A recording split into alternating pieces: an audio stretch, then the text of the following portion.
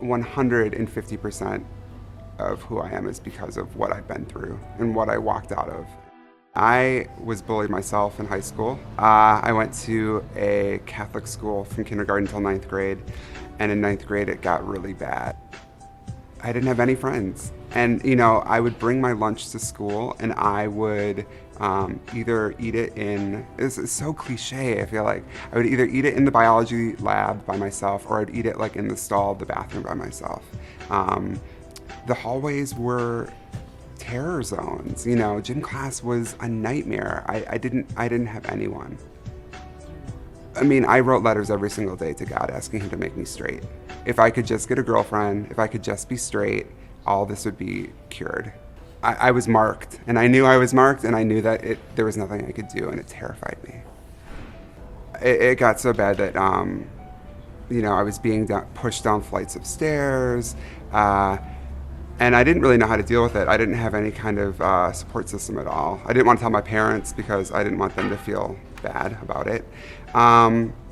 So I would go home after school, and my dad had a workroom, and he had a vise, and I would put my arm in the vise, and I would hit it with a wrench in hopes that I could break my arm, so I wouldn't have to go to gym class.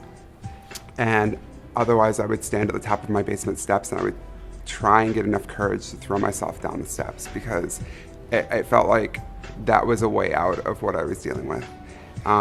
And eventually I found the courage to tell my parents that I didn't want to go to that school anymore, and I transferred schools, and I was lucky enough to get a fresh start. I don't really have anything to say to those kids who bullied me. And I don't hate those kids. I understand why this happens. I understand most of them were as terrified as I was of being singled out, of being different, of adolescence is a horrible time.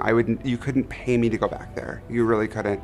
And so I forgive them. I understand them. And I just think we need to make it so that people don't, those aren't even options anymore. There's no need to even do that anymore because we start to understand each other.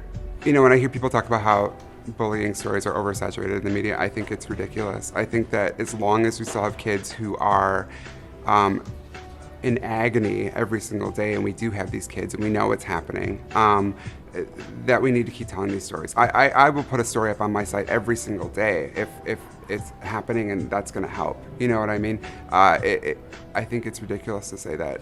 People like to think that we're in a post-gay world or post-queer world. That's ridiculous. I've gotten a really thick skin from what I do because I deal with horrible things every single day that I'm reading and writing about and editing.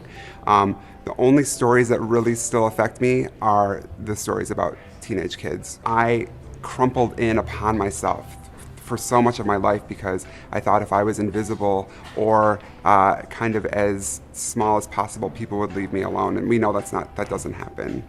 I think if I met a kid who was really grappling with the same things I grappled with, I don't think I would tell him it gets better. I think I would tell him my story and tell him what I went through and just tell him that I really empathize with him and I understand. We're survivors, and this person can be a survivor too. It's hard, it's scary, it sucks, but there are ways out of it.